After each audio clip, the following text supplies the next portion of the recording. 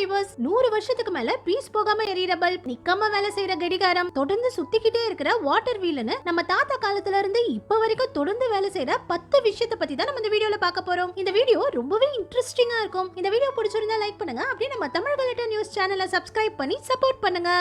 நம்ம முதல்ல பார்க்க போறது ஓல்டஸ்ட் பல்ப். கலிபோர்னியால இருக்கிற இந்த ஃபயர் ஸ்டேஷன்ல எரியற இந்த பல்ப் 124 வருஷமா பீஸ் போகாம தொடர்ந்து எரிஞ்சுக்கிட்டே இருக்குது. 1901ல இந்த ஃபயர் ஸ்டேஷனை ஓபன் பண்ணும்போது இந்த பல்பை வாங்கி மாட்டிருக்காங்க.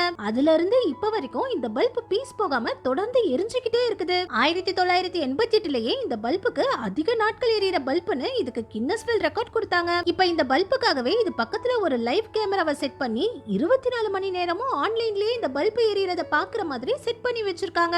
அடுத்தது லாக்ஸி வீல். ஐல் ஆஃப் மேன்ங்கற ஒரு சின்ன தீவுல தான் லாக்ஸி வீல்ங்கற இந்த வாட்டர் வீல் 171 வருஷமா தொடர்ந்து சுத்திக்கிட்டு இருக்குது. 1854ல இத கட்டி இருக்காங்க. ராபர்ட் கேஸ்மேன்ங்கற இன்ஜினியர் தான் இந்த தீவுக்கு தண்ணீர் கொண்டு வரதுக்காக எந்த விதமான மோட்டரும் இல்லாம தண்ணீருடைய ஃபோர்ஸ்லயும் கிராவிட்டி மூலமாவும் சுத்துற இந்த வாட்டர் வீல கட்டி இருக்காரு. அதுல இருந்து இப்ப வரைக்கும் இந்த வாட்டர் வீல் தொடர்ந்து சுத்திக்கிட்டே தான் இருக்குது. ஒரு ரவுண்டுக்கு இது 160 பக்கெட் தண்ணீரை பம்ப் பண்ணுது. இப்ப இந்த வீல் சுத்துறத பாக்குறதுக்காகவே இந்த தீவு ஒரு சுற்றுலா தலமா மாறிடுச்சு. இந்த வீலோடைய லிவரும் ரொம்பவே நீளமானது. இதனால தண்ணீருடைய அழுத்தம் இதுக்கு கிடைச்ச உடனே இது சமமான அழுத்தத்துல இந்த வீல சுத்திக்கிட்டே இருக்குது. அடுத்தது லண்டன் டவர் பிரிட்ஜ். இந்த லண்டன் டவர் பிரிட்ஜ் 30 ஜூன் 1894ல ஓபன் பண்ணாங்க. அதுல இருந்து 131 வருஷமா இந்த பிரிட்ஜ் வேலை செஞ்சுட்டு இருக்குது. கப்பல் வரும்போது இந்த பிரிட்ஜை ஓபன் பண்றதுக்காக இதுக்குள்ள ஹைட்ராலிக் சிஸ்டம்ல இயங்குற மோட்டரை ஃபிக்ஸ் பண்ணாங்க. இது கரண்ட்ல இயங்குற மோட்டார் கிடையாது, ஸ்டீம் இன்ஜின் பவர்ல இயங்குற மோட்டார். இந்த பிரிட்ஜ்ல மொத்தம் 4 இன்ஜின் தூண்கள் இருக்குது. இப்ப பவர்ஃபுல்லான மோட்டார்ஸ் எல்லாம் வந்துட்டாலும் இவங்க இப்பவும் இந்த ரிவர்ல இருக்கிற தண்ணீரை எடுத்து பாயில் பண்ணி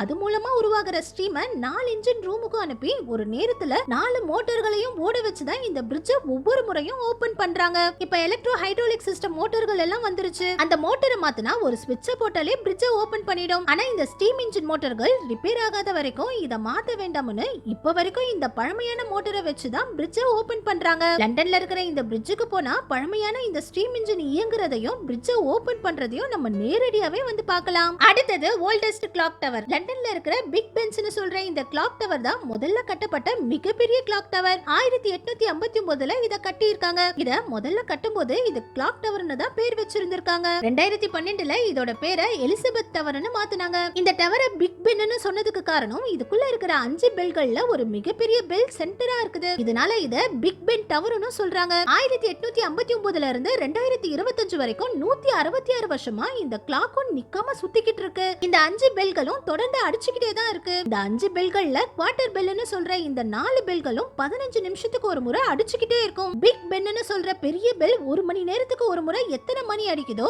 அத்தனை முறை அடிக்கும். அதாவது 3 மணி ஆச்சுன்னா 3 முறை அடிக்கும். 1859ல இதுதான் உலகத்திலேயே மிகப்பெரிய கிளாக் டவரா இருந்திருக்கு. இப்போ மெக்கால இருக்கிற அப்ராஜ் ஹல்பைத்ங்கிற இந்த கிளாக் டவர் தான் உலகத்திலேயே மிகப்பெரிய கிளாக் டவரா இருக்குது. லண்டன்ல இருக்கிற பேலஸ் ஆஃப் வெஸ்ட்மின்ஸ்டர்ங்கிற இந்த பில்டிங்ல தான் இந்த கிளாக் டவர் இருக்குது. இங்க தான் லண்டனோட பார்லிமெண்ட்டும் நடக்குது. இந்த பில்டிங்க்கு பக்கத்திலேயே தான் எலிசபெத் ராணி வாழ்ந்த பக்கிங்ஹாம் பேலஸும் இருக்குது. இந்த கிளாக்கும் இந்த பெல்லும் நின்றுச்சுன்னா இங்கிலாந்து கவர்மெண்ட் இயங்காம நின்னுட்ட மாதிரி இந்த கிளாக்க சென்டிமெண்டா பாக்குறாங்க. இதனால தான் இங்க நிறைய முறை புதுப்பிக்கிற வேலை நடந்தாலும் இந்த கிளாக்க நிறுத்தாம தொடர்ந்து சுத்த வச்சுக்கிட்டே இருக்காங்க. இந்த கிளாக் சுத்துறதுக்கு பேட்டரியோ கரண்டும் தேவையில்லை. இது பெண்டலம் கிளாக் மெத்தட்ல கிராவிட்டி மூலமாவே தொடர்ந்து இப்ப வரைக்கும் சுத்திக்கிட்டும் இருக்குது, பெல் அடிச்சுக்கிட்டும் இருக்குது. அடுத்தது ஓல்டஸ்ட் கம்ப்யூட்டர். இது ஒரு கம்ப்யூட்டர்னு சொன்னாலே இப்ப நிறைய பேர் நம்ப மாட்டாங்க. அந்த அளவுக்கு இது ரொம்பவும் பெருசாவும் நிறைய லைட்டுகளோடயும் இருக்கும். 1951ல இந்த ஹார்வெல் டெக்கார்டன்ங்கிற இந்த கம்ப்யூட்டரை உருவாக்கி இருக்காங்க. அதுல இருந்து இப்ப வரைக்கும் இந்த கம்ப்யூட்டர் வர்க்கிங் கண்டிஷன்ல இருக்குது. இதனால இதுக்கு ஓல்டஸ்ட் வர்க்கிங் டிஜிட்டல் கம்ப்யூட்டர்னு கின்னஸ் வேர்ல்ட் ரெக்கார்டே கொடுத்திருக்காங்க. இதுல ஒரு பிரிண்டரும் இருக்கும். இது பண்ற எல்லா கால்குலேஷனையும் இந்த பிரிண்டர் மூலமா தான் ரிசல்ட் கொடுக்கும். ஆரம்பத்துல இந்த ஒரு கம்ப்யூட்டரை இயங்க வைக்கிறதுக்கு 20ல இருந்து 25 பேர் வேலை பார்த்திருக்காங்க. இந்த கம்ப்யூட்டரோட ஒரு பவர் கேபிள் எவ்வளவு பெருசா இருக்குது பாருங்க. இப்போ இந்த கம்ப்யூட்டர் லண்டன்ல இருக்கிற நேஷனல் மியூசியம்ல மக்கள் பார்வைக்காக இருக்குது. அடுத்தது ஓல்டஸ்ட் ரன்னிங் ட்ரெயின். இங்கிலாந்துல இருக்கிற பைன்ஸ்ங்கிற இந்த பழைய ஸ்டீம் இன்ஜின் ட்ரெயின் 122 வருஷமா தினமும் ரன் ஆயிட்டு இருக்குது. இதை விட பழைய ஸ்டீம் இன்ஜின் ட்ரெயின் எல்லாம் நம்ம இந்தியாவிலேயே இருக்கு. நம்ம இந்தியாவில இருக்கிற கிட்சன், டாம்சன், ஹெவிட்சன்ங்கிற இந்த ட்ரெயின் எல்லாம் 1855ல இருந்து 170 வருஷத்துக்கு மேல ரன் ஆயிட்டு தான் இருக்குது. ஆனா இந்த ஸ்டீம் இன்ஜின் ட்ரெயின் எல்லாம் தினமும் தினமும் இயங்காது. என்னைக்காவது ஒரு நாள் சும்மா மெயின்டெனன்ஸ்க்காக இயக்குவாங்க. ஆனா இங்கிலாந்துல இருக்கிற இந்த ட்ரெயின் தினமும் 122 வருஷமா இயங்கிக்கிட்டு இருக்குது. இதே மாதிரி எலக்ட்ரிக் ட்ரெயின்ல ஸ்பெயின் நாட்டுல இருக்கிற மயோக்காங்கிற இந்த ட்ரெயின் தான் 90 வருஷமா தொடர்ந்து இயங்கிக்கிட்டு இருக்குது. இந்த ட்ரெயினுக்குன்னு ஒரு தனி ரயில்வே ஸ்டேஷனே இருக்குது. இந்த ரயில்வே ஸ்டேஷனுக்கு வேற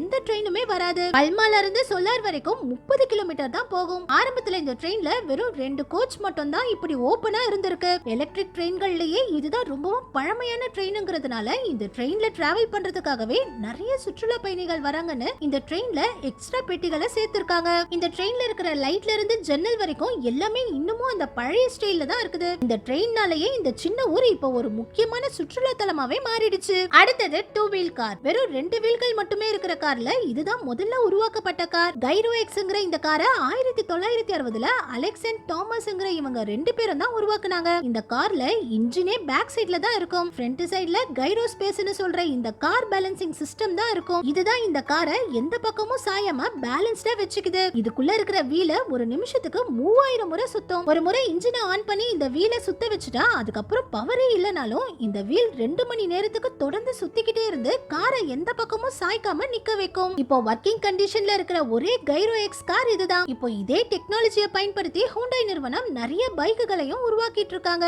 இந்த பைக்குகள்ல இருக்கிற பேலன்ஸ் டைனமிக் சிஸ்டம் பைக்கை எந்த பக்கமும் சாய்க்காம நேரா வச்சுக்கும். இதனால நம்மளும் ஈஸியா பைக் ஓட்டலாம். அடுத்தது ஓல்டஸ்ட் ஸ்பேஸ் கிராஃப்ட் கசினி ஹைஜென்ஸ்ங்கிற இந்த ஸ்பேஸ் கிராஃப்ட 1997ல நாசா ஸ்பேஸ்க்கு அனுப்புனாங்க. அதுல இருந்து இப்ப வரைக்கும் இது தொடர்ந்து இன்னும் வேலை செஞ்சுக்கிட்டே இருக்குது. நம்ம பூமியில இருந்து 15 பில்லியன் மைல்கள் தூரத்துல இது சுத்திக்கிட்டு இருக்குது. இப்போ இதுல இருந்து நாசாவுக்கு சிக்னல் வந்துகிட்டு இருக்குது. இதனால தான் இத ஓல்டஸ்ட் ரன்னிங் ஸ்பேஸ் கிராஃப்ட்னு சொல்றாங்க.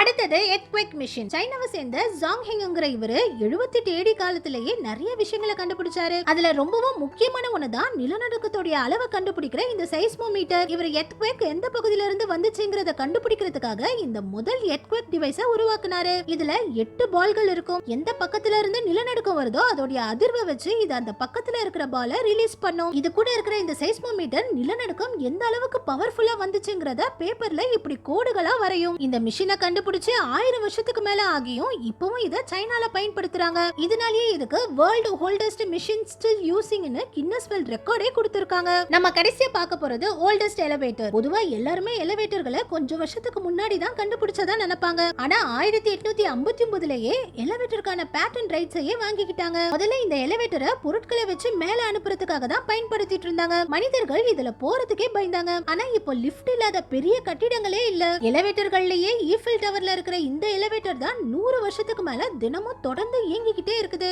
1889ல ஈஃபில் டவரை கட்டி முடிச்சாங்க. அதுக்கப்புறம் கொஞ்சம் வருஷங்கள்லயே இங்க எலிவேட்டரை செட் பண்ணிட்டாங்க. ஈஃபில் டவர்ல படிக்கட்டு வழியா மேல ஏறி போறது ரொம்பவே கஷ்டம். ஏன்னா 6665 படிக்கட்டுகள் ஏறினாதான் ஈஃபில் டவரோட டாப்புக்கே போக முடியும். இதனால ஈஃபில் டவருக்கு போற எல்லாருமே எலிவேட்டர் வழியா தான் மேல போவாங்க. ஒரு வருஷத்துக்கு மட்டும் 70 லட்சம் பேர் இந்த எலிவேட்டர் மூலமா ஈஃபில் டவருக்கு மேல போய் ஈஃபில் டவரை சுத்தி பார்க்கறாங்க. இதனாலேயே அதிகமான மக்களை மேல எடுத்துட்டு போன எலிவேட்டர்னு இதுக்கு ஒரு ரெக்கார்ட் இருக்குது. ஓகே வியூவர்ஸ், உங்ககிட்ட இருக்கிறதுலயே பழமையான பொருள் எதுங்கறத கமெண்ட்ஸ்ல சொல்லுங்க. இந்த வீடியோ பிடிச்சிருந்தா லைக் பண்ணுங்க. அப்படியே நம்ம சேனலையும் சப்ஸ்கிரைப் பண்ணி சப்போர்ட் பண்ணுங்க.